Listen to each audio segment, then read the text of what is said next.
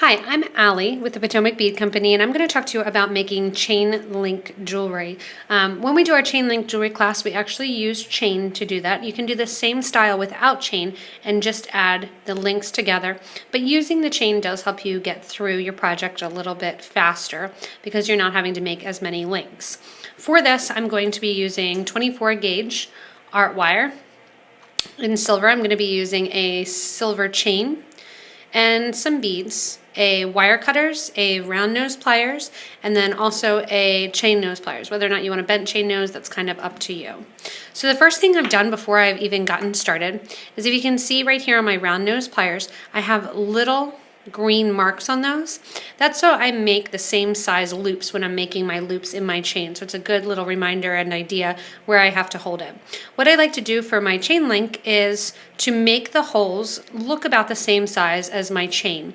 That way the beads don't look and the wire doesn't stand out with that 24 gauge wire. When I'm working with it, the first thing I'm going to figure out is how far I want my beads to be apart on my chain.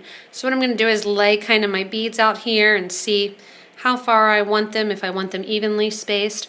If I do want them evenly spaced, the easiest thing to do is to take my wire cutters, and I'm going to cut in a section right where I think I want that separated. I'm going to pull that chain apart, and then I'm going to cut down here as well.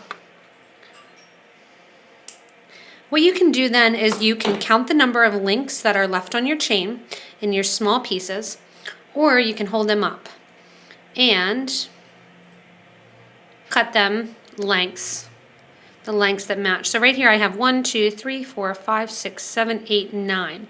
So I want all of my pieces, I want my necklace to be even. I want all of my pieces to be 9 links long. I can lay them down like that, go ahead and cut. Or what I was saying is I take a piece of my 24 gauge wire or a head pin or a paper clip, kind of anything will work. And what I'm going to do is I'm going to hold them up on the wire. And what that's going to do is tell me exactly where I need to cut. So I'm going to go through then and continue to cut my chain so that it is an equal length. And that way I'm working with an even length between each of my pieces. And I'll continue to do this until I have the number of cuts that I need to do and that I need to have in order to complete my necklace, depending on how long I'm making it. I do say don't cut as many as you think you need, because by the time you add your wire and your links with your beads, it is going to make it longer. So now that I have some of this cut, and I would go ahead and cut a bunch of your pieces at once, I'm going to use some of my 24 gauge wire. What I like to do with the 24 gauge wire is start out with a piece that is about 6 inches long. And obviously this is going to be more than I need in order to make my link, but I'm going to start with this, and then I can actually usually make about 2 links out of this same wire. I am going to be doing coiled links because I'm starting with the 24 gauge wire. If I was using a 20 gauge wire, you could just do a plain turned over loop. But in this class, we like to teach people how to perfect that loop that they're making. So the first thing I'm going to do is take my bent flat nose pliers or needle nose pliers, and I'm just going to turn the wire back away from me 90 degrees. I'm going to take my round nose pliers and I'm going to go right into that green mark, hold my wire there. I'm going to take my wire over the top of the round nose pliers till it hits the wire on the other side. At this point, I'm going to switch from my top jaw to my bottom jaw of my round nose pliers, taking the loop back to where it stops. And then I take that shorter piece of wire, that tail, and take that back to 90 degrees as well. So I started with a 90-degree bend, I'm ending with a 90-degree bend. At this point, I'm going to take my chain, and I'm going to take my first piece, and I'm going to slide the chain onto the shorter piece of the wire, and I'm going to link it right into that chain.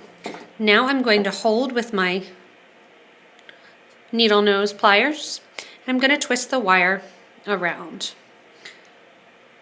I'm going to do 3 turns, and then I'm going to cut off that extra wire. When you're doing this, you want to make sure that those coils are nice and tight against one another, and also nice and tight against the wire base that you're coiling. I'm then going to take a bead and slide it onto my wire, and that's just going to hang out right there. And I'm just using the little lampwork rondelles that we have to do this chain. Again, I'm going to leave just enough room to do my coil section right above the bead. Turn my pliers back 90 degrees.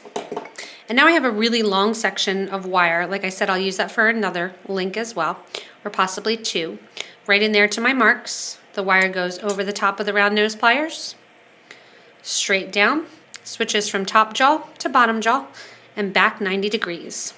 Before I coil this one here, I need to make sure that I link in to my other piece of chain.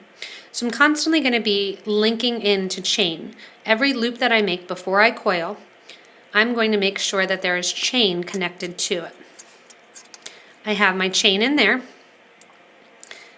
So I have my chain on either side, and now I'm going to coil away and coil to hold my bead in place and my link on. When I do choose my wire gauge, I like to choose a gauge that looks similar to the links that I'm using. So I could have gone with a 22 gauge with this one, or this 24 gauge kind of looks nice with it. Take my wire cutters, cut off this extra wire, or if you have extra wire, you can wrap over that bead. Simply wrap the wire from one side to the other side, and then coil around the base of the wire on the other side. That just gives a little decorative element to it, so when you're looking at it, it has a little bit of wire wrapped around the edge. I'm going to trim there. You can go in with your pliers later then and trim if you need to. And I'm going to continue doing this the whole length of my necklace. I like to do this as long necklaces, so eventually I will actually have no clasp. If you do want to add a clasp to it, all you do is add a lobster clasp or a trigger clasp to one side, and then you can link sometimes directly into the chain, or you can attach with the jump rings.